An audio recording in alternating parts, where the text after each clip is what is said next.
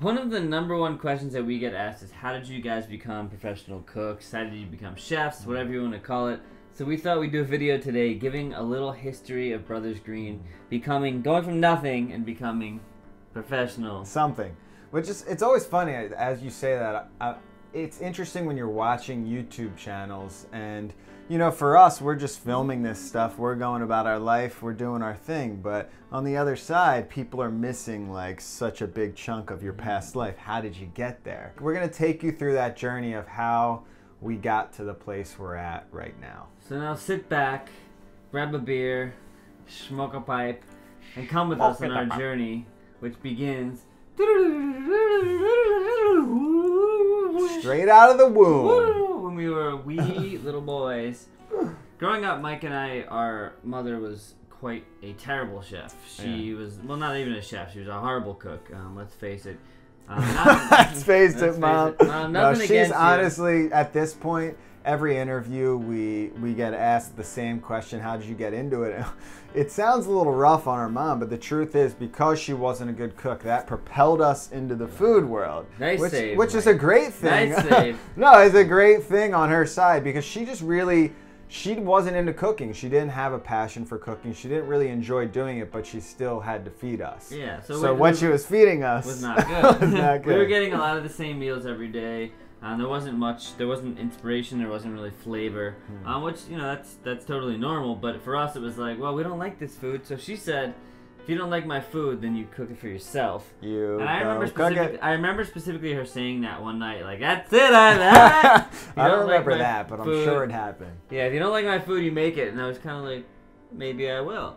So that launched us on a journey of learning how to cook.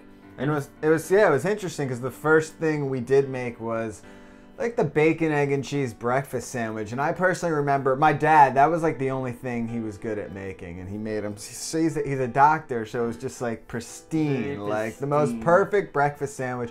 So we started off on that, and I remember specifically when I first made that, I tasted and I was like, oh my God, I want this for every meal. Not just breakfast, but I started making that. I'm on right now. Because it was just better for me, like just because I was making it or whatever, the flavor, it was better than what I was getting. So I started cooking that like first every moment when single you just meal. get obsessed with cooking, you realize you can do it. I remember like I used to use the foreman grill for everything. Mom got us this foreman grill to cook on, and she thought it was a good idea to keep clean up, but ended up like she's like, I hate cleaning this thing. But I would make all kinds of stuff. Weren't you supposed to clean it up? I was supposed to, but I just wasn't good at it. I was like, because I was cooking stuff that you're not supposed to cook on a foreman grill. Like I don't blame her. I would make like lots of really weird. I would try to like deep fry on the foreman grill. Well, the worst was he would make eggs on the foreman grill, and it had those ridges in there. So like, yeah, you give that to our mom to clean up, and it's just burnt eggs all over the side of the foreman. I would poach it. I would like put it straight. So I put some books under it. Cook eggs, bacon. Not only eggs on like the grill, but eggs like in the crevices, because that thing's got all the pieces. You break the eggs, it's like, oh, it's coming, it's coming down. But I remember that was the first thing that sparked my creativity with cooking, because it was like, here's this thing, and I only knew how to cook really with the foreman grill. Yeah. I just plug it in, turn it on. So I was trying to like see what I could cook. But that started things off. That kind of started the whole game, and there was sort of like a down period where we weren't that into it. But like when you look back, the seeds were planted there. Yeah, we were starting to cook. We weren't cooking like every meal, but it was happening. You know, and then being in high school, that's when this all kind of started really going on for me. Like you were probably in middle school, I was in high school. And the biggest memory I have of food is being a wrestler. We were both wrestlers, but having to cut weight. And I would wrestle at about 175 pounds, and I would, so I'd play football at 175, and I would wrestle at 135. So I had to lose like 40 pounds in a month. So I used to watch the Food Network every night to get that like inspiration and feel like I was eating. Some people say that's torture. For some reason, it worked for me. I'd watch Emerald every night from 12 to 1. And we actually saw Emerald recently because we were at the this Food Network Food and Wine Festival. It was really interesting to see him. The guy's lost his juices, but he did something good for me, Emerald. I appreciate that. Yeah, they were the original stars because at that time he was the original. Like, he was the original. Julia Childs aside, he was like the first. There was like star. the Julia Childs, and she, she had her time, but then again. Cool. cooking kind of, wasn't that popular for a while. She was a little more of like the fine dining, She like made cooking French like world. entertaining. She was the first one to like take cooking like on TV to make it like interesting to watch. But then Emerald made it. Like, That's once rock the star. Emerald came in and the Rachel Rays, they started making food extremely popular. Not Rachel Ray, just Emerald. Way before. Why are you gonna hate on Rachel Ray when We're she talking gave us... Emerald was way he was like the original Mac Daddy. Okay. Everyone else followed. Everyone else, the Tyler Florence, the All Bobby Flay, the Giada, they all came after. But in that period of that 10 years of like the rise of the Food Network, that was huge for the cooking world because it was making, the whole idea of like cooking was now accessible. You didn't have to learn from your grandmother. You didn't have to have recipes passed down. It was like, right, you turn on the TV, oh my God, this person, which was cool. Even though Emerald was a little washed up, he did say that his whole mission with this, this entire cooking journey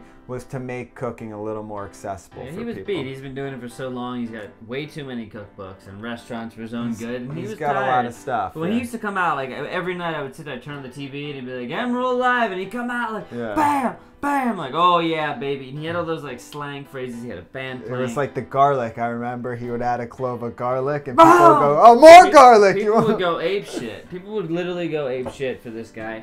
And that was the first thing that sparked my interest in food because, like, wow, this is exciting, and I could watch it. So I picked up a lot of information just watching Emerald. And the interesting thing was I started to get into food, and then the girl who I was dating at the time, she had this, like, beach house that she used to go to every year, and they had a private chef there. And I just felt really uncomfortable being, like, served by a private chef the whole weekend, like lunch, dinner. So I was like, listen, dude, I'm getting into food. Could you just like teach me instead?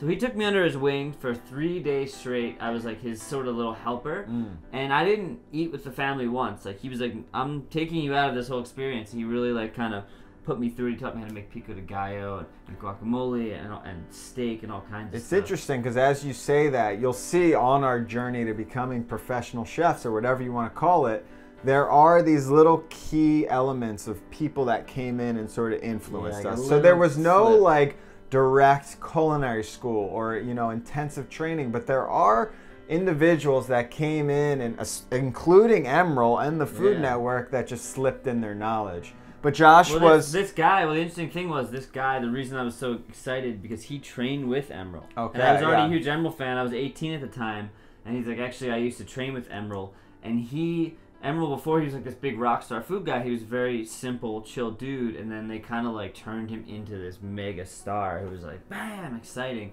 So that got me excited to see like the connection and what people really think about food when you're cooking for them. That was the first legit cooking experience for you, like somewhat like, professional. Here's how you hold a knife. Here's how you like do this thing, and just blown away. Yeah, so we continue to watch Food Network, and again, it was like, cooking became more accessible and learning how to cook, even if you weren't getting the from scratch lessons, you were getting at least a basic knowledge of whatever they were cooking. Here's how you make this meal. I remember one of my biggest inspirations on the Food Network, and this was when I was more in the college days, I was watching a lot of Tyler Florence, who's a guy that he always makes fun of me. Well, I don't give you the own. I like the way he cooked. He came from like the restaurant world. He came from the restaurant world, and his style was great. I thought he was just. His show was awesome. He had the Tyler's Ultimate. So he would make these ultimate creations, like not just roasted chicken, but like the ultimate roasted chicken with like the coolest chimichurri sauce. So I remember when I was learning how to cook from him, which is interesting to say, I was learning how to cook from the TV. I would start inviting my friends over when I was in college. And I would take a lot of his recipes and other people on the Food Network, and I would start recreating them in my own way.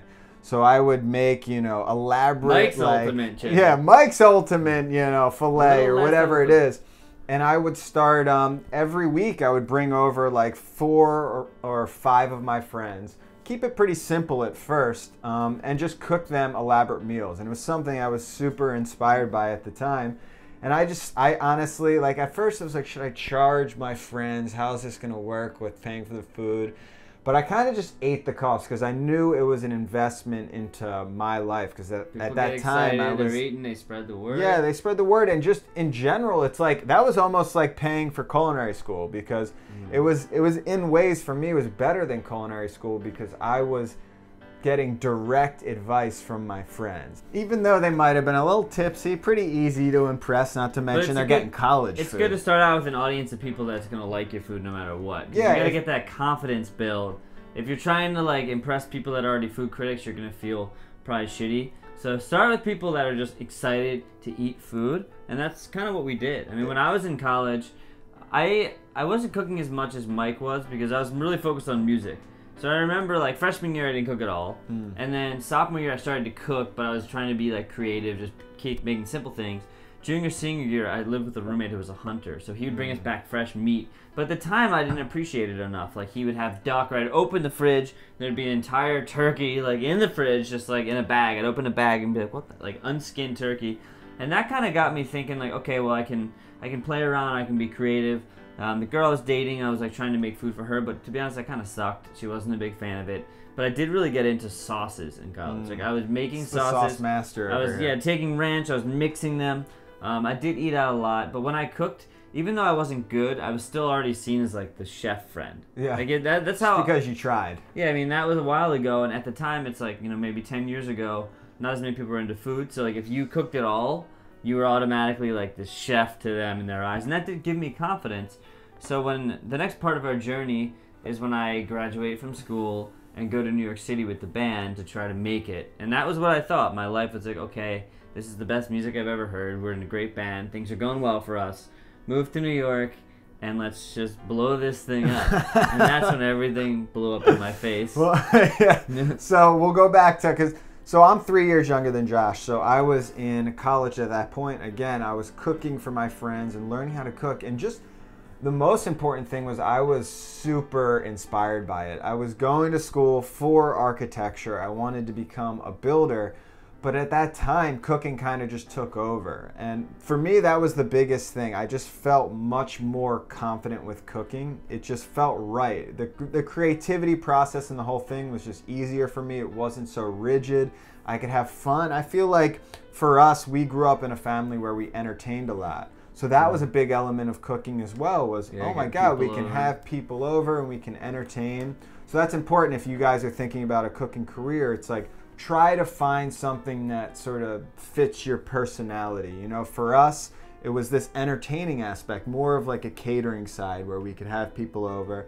So again, I was just cooking and just learning a lot when cooking for friends, learning from the Food Network.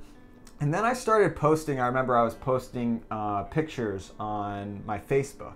And I talked to my friend. I was like, what should I call this? And he gave me the idea of Everyday Appetite. So every day I would post a picture on Facebook of my creation, some wacky shit. And people were freaking out. It's crazy what a food porn picture can do. They were going crazy. Food porn. But so I did that, and that was getting a lot of buzz at the time. And I remember it was interesting because I hadn't convinced my parents of my career. And Josh had already gone through the process. Well, we have to back up. You're getting too far ahead of the story. Oh, God. You skipped my whole story. Yeah, because we're trying to, like, bring it together. And Jesus. So let's fly back to New York for a second. I had a marketing degree in BS, a bunch of bullshit. And I didn't have any plans on using it. Bachelor's in Science. I started to apply for some... I didn't know what it meant. BS. Yeah, exactly. I started to apply for some jobs, and then I started skipping the interviews because I just wasn't feeling it. I was like, no, we're in this band. We're living in this loft. There's no kitchen. The first month I lived with no kitchen. We all slept next to each other in air beds. But I would try to still be creative, like if I could cook things, toaster oven, whatever. And I didn't have much money. So we're doing the band, we're playing music, we're writing, we're going out and doing shows. And I had a job for a little while, I got laid off. And I just decided, like, hey, you know what, I need to save money, I'm going to start cooking. And I decided to, like, cook for myself pretty much every single meal. And then next thing I knew, I was starting this blog and I was doing challenges. Like, let's see how long I can go without spending money on food, or let's limit myself to, like, $50 for a month, or whatever it might be. And by doing these different challenges and writing about it, I started getting really creative with the food around. I'd look in the pantry. I started teaching myself how to make like fresh dough, pasta, all kinds of things, like learning about anything food related. There was underground supper clubs that were going on. And through this process, I started to make a lot of friends. And anyone that was in my sort of general vicinity, we were all broke, we were all musicians, we all just wanted to make some money, but we weren't. So we did. It wasn't even about, you know, some food career for you at that point. It wasn't. You were more wasn't. focused on the music. It was just, yeah, but the food and the music, they were just like there together. So we'd have people over, I would cook food, we would jam out, we would just hang out and have a good time. But I was always the one cooking, so it became this like congregation around the place I was living. People would always come by and see what we were making. I remember I would read your blog, because he did this daily blog, the Why I Eat In. It was about eating in New York, but more importantly, it was just about your life at the time. Every day you would post a new thing, and I'd be reading these fucking blog posts like, what is going on? Things were getting crazy. Jesus. There was a lot of weird experience. You can actually, I don't post there anymore, but if you go to Why I Eat In, just all the YIEATN, yeah, something like that. If you check that out, you can see the post, and then you can check out everydayappetite.com. So those are like both the first like internet things we did. Yeah, before video. And so what was happening was that we were doing these parties for friends, and then other friends would come and be like, "Hey man, like your food's great. Can I kind of just hire you to cook for this birthday party for me?" I was like, okay. So I tried that. Next thing you know, I was cooking for like 14 girls. They're all vegetarian. They didn't want to go to like a nice restaurant and try to split bills. I was like, no, you come over, you pay me $25 a person, and I'll just make whatever I feel like making as long as it's vegetarian. So I'd make these huge feasts. And then I had another friend come to me. He's like, listen, I don't cook for myself. I don't eat well. If I pay you, will you basically give me lunch every week? Like, 7 meals for the week, lunch, dinner, whatever I need, and I would do that. And that just started like picking up. Next thing you knew, I was like delivering lunch to 5 people, 6 people. Every week I would go on the subway with 1,000 bags in my hands. And at that point, it was getting to be a little bit crazy. So we'll pick back on Mike's side. So again, I was in college cooking for my friends. And at that point, I figured, okay, this could be a career. I was super passionate. I started telling my friends, maybe I'll do something like this. But I hadn't told my parents yet, so I called up my brother, and I asked him, you've gone through this crazy road of dropping the bomb of, I'm not gonna go ahead with that career that you helped me out with. So he said, just slow play them, slowly work them into the situation, and that's what I did. I went home for a summer. And I just cooked for my parents all the time just to show them that I enjoyed it, that I was confident in it. And I also did a few private parties as well, because at that point I was like, okay, if I'm gonna make some sort of career out of this, I should start cooking for parties. So I did things, of course you go straight to your parents' friends. That's like the initial, like the friend treat. So I did a few events for them. But there were some issues there just because they weren't as open to the food that, say, Josh and I would create. You know our food. It's different. It's twisting. It's fusion. They wanted things, the way they've had them their whole life. This isn't New York where people are open to everything.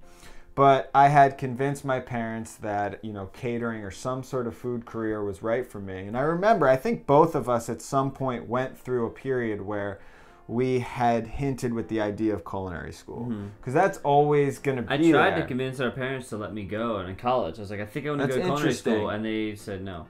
They said absolutely not. Wait, when did you try to do that? In college. I wanted to go. I was looking at it, like wanting to take like a summer program or like. That's the same thing. I came back from college. I was like, maybe I should continue. Thank God I didn't.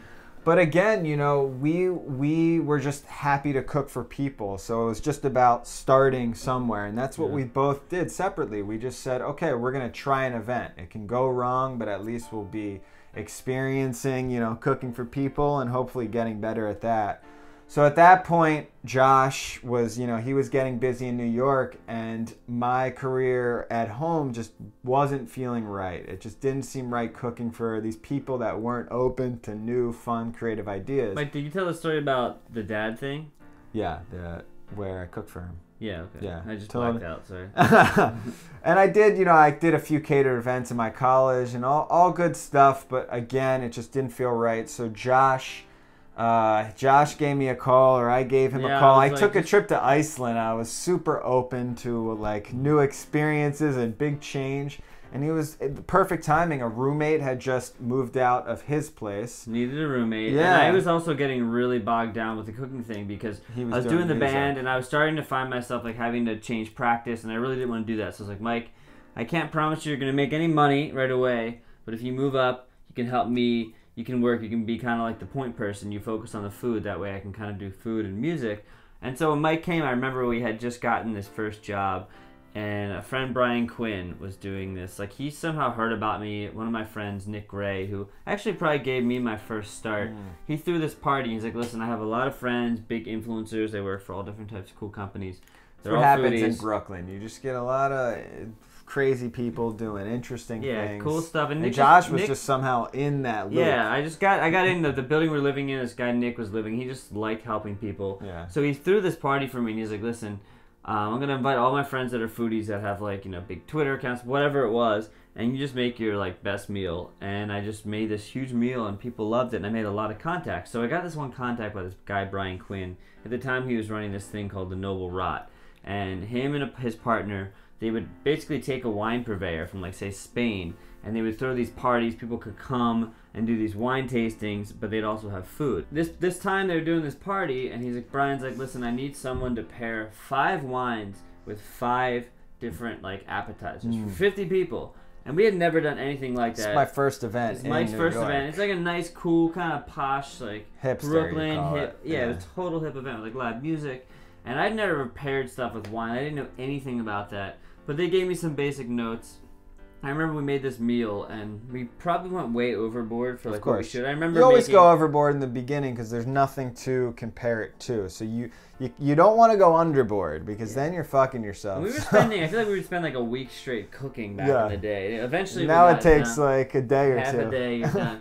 But it was 50 people. I remember we made this blackened, like, tuna on a jicama cracker. That was pretty good. I remember we did the meringue apple pies. It was like a meringue with apple pie, and they just totally screwed up. Like, they were just slowly sinking. I remember driving in the car, and like, they're all flying everywhere, and you're like, God damn, like, you're fucking driving the car. And then I made you do what you can. You do what you can. The pork buns, which was, it was so stupid that I did that because I had never made them before. I thought I'd like to make 50. Yeah, I made like the steamed pork buns. I don't know what I was thinking at the time. I always find it interesting too, just another point where when you go back and look at, since we documented a lot of our initial food period, it hasn't changed that much. It's like when they say, you know, when you're a child, like, you're not that much different now than you were when you were a kid. It's like your food changes, you get better, a little more refined, but there's like this core piece to you that always stays the same. And when you look, you always, when you look at those dinners, and when I was cooking for my college friends, it's like the same type of shit that I'm making now. Just a little. You gotta get changing, man. No, I'm just saying, you've got your heart. You're making the same shit, dude. Pork buns then, pork buns barbecue now. sauce. Yeah. But I remember we did the job, and it was a little stressful because, like, we were trying to prep in this basement kitchen and bring stuff up. But people loved it because they're getting drunk. So that's, like, usually what happens at parties is it starts out and people aren't really eating the food. They're like, maybe some people are picking at it. You might get a little comment here and there. But once the wine and the liquor starts flowing, the next thing you know, we had, like, women on their knees. We were squirting chocolate sauce into their mouths. Like, absurd stuff that didn't make any sense. And this, like, nice party. The guy, like, the winemaker himself was there. He's like, you did such a beautiful job. I was blown away pairing the wines with the food. I was bullshitting him because I didn't even try the wines. I didn't even know how to pair wine. But at the end of the day, people loved it because we put in the care into the food. Every bite we made with love. The truth is, we didn't have any culinary knowledge. There was no proper way to make that food. But when you're used to getting catered food that has no love, that whatever they're making, pigs in a blanket or just some random person preparing it, when they taste something, even if it's not the best thing they've ever tasted, they'll taste the care and the love. And that will get you to the next level. So just keep in mind when you're cooking for people for the first time, don't be scared that it's not going to taste perfect. As long as you put in the effort, people will see that. They'll understand. The 3 L's, the love, the life, and the liquor. You put them together, and people love just the life and the liquor. Because people, when they start getting drunk, and that we've had that a lot of jobs where, like, no one's commenting on the food, and you need to get, like, that first comment before you're like, is this good? It always starts off a little stiff. Not to mention when you are cooking for people, you can slow play the beginning. Let them drink a little if that's what the party is like. Maybe one little give them, because once you start forcing, we've made that mistake many times. You start forcing food in their face. The last thing you want is people to go out with like some hors d'oeuvres and then come back with a full plate. Yeah, you want them to look like a big dick. So what happened was this event not only gave us a huge confidence boost, but it launched our experience in New York City, because there's a big underground food scene. There's a lot of people that are doing these private dinner parties and these private events that they need people to do food for, but it's not necessarily the normal like chef everything experience. They just want people that are good at it, that can kind of fit within. So we started to become these food guys that could do any party, and that's what worked for us. Like for you it might be different. For you maybe it is going to culinary school, or maybe it is just like training yourself and then going into restaurants. A lot of restaurants don't necessarily want people that have been to culinary school because they want to train them. There's no right way, but for us what happened was we saw this market of people looking for personalized experiences. So we started becoming these private chefs where someone would come to us and say, hey listen, I've got $1,000 and I have 100 people to feed, and they like pizza.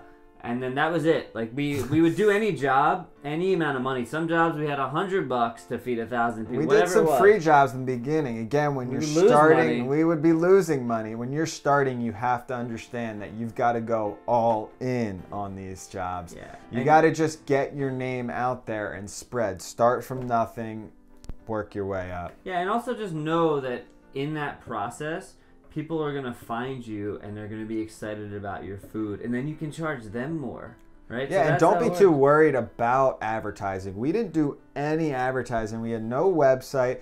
We did, we had our food blogs, which was and word nice. of mouth. It was all personal stuff. Yeah, it's a lot of just, the word spreads, that sort of energy, that Brothers Green love. Or someone's having spreading. a party and you bring, I would do that a lot where I'd bring food. Like if a friend was having a party, I would bring some food, make sure it was nice, serve the food to people, start talking about it, or get in the kitchen and just kind of like really put yourself out there to be open to trying stuff. And it's funny because when I came to New York, I remember my friend saying, he was like, oh, what are you going to do? Are you going to, start like everyone else, start as a dishwasher in a restaurant and work your way up? I was like, oh, I don't think so. I'm going to try some other things. Yeah. And that's exactly, you don't have to listen to what people think your career path should be in cooking, because there are so many different things. Like Josh said, culinary school could be perfect for you. Learning from the Food Network could be perfect. Learning from Brothers Green, hey, what we've taught you is probably enough to cook and have a good time. We were doing it, and people would always assume we were chefs, and I started saying shook because it's like a chef-cook kind of in between, like to shake things up. But the truth is we were creating a new path. Yeah. We were doing something that was different, that was unique to us, and it was working. And the whole film thing started to come slowly throughout that, but while we were doing catering, we started getting lots of jobs. Next thing you knew, we were doing lots of engagement parties. We were doing lots of birthday parties, and we'd have people at our house, and we would have a band come over to play music, or we would set up like a cool photo booth or whatever it was, and we would serve them this private meal, and they got to feel like they had their own restaurant for the night, with their own music, with the own kind of food that they wanted to have. And it slowly started to become this hit. And then we would still throw parties. We would be getting our names out there, and that was obviously a big part of it.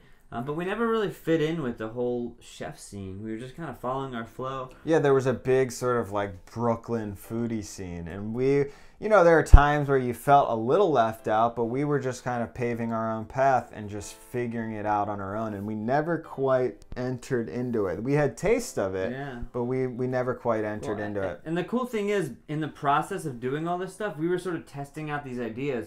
So by the time we actually launched BGBK, which is our Brothers Green Brooklyn food business, at that time, we were like, okay, now this makes sense. It's not like we launched a food business and then tried to make it make sense. Like, we tried out all these ideas. We tried catering.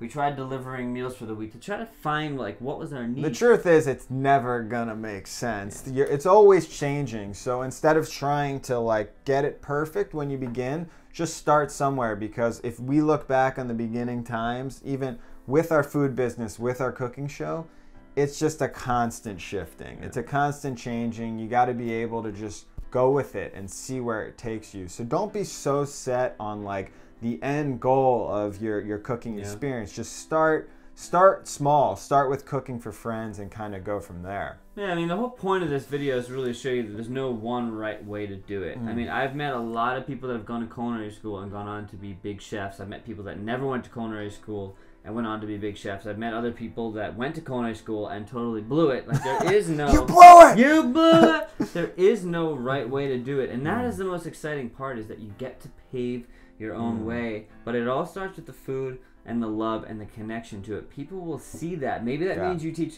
cooking classes and you find a way to make that work. Because if you're doing something that you care about, if you're passionate about what you're liking to do and that becomes your job, it never feels like work. I always said, I remember going to New York and saying, I make a vow to myself, I'm never going to work a day in my life. And it didn't mean that I was going to try to hit the lottery. It meant that I never wanted it to feel like work. I always wanted it to feel like I was having a good time, and I couldn't wait to wake up in the morning and do what I love to do. And that's how it's been. There's not a day I wake up where I'm not like ready to go. Not like, it's never like, oh God, another day. No, it's like, get me on that goddamn train, get me there. Yeah, so just think about what you're good at, what you enjoy, because again, there is no proper path. No one can tell you the right way. No matter what people say, you should do this, you should do that. Think about what you really will enjoy. Maybe that is culinary school. Maybe that's working in a restaurant. Maybe that's cooking as a private chef for, you know, some famous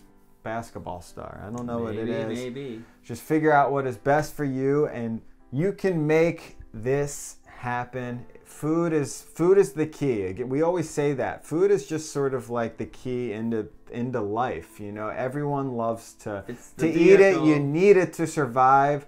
There's so many different careers you can make out of it. There's nothing specific that you have to do. So just go for it, my friends. Just do it.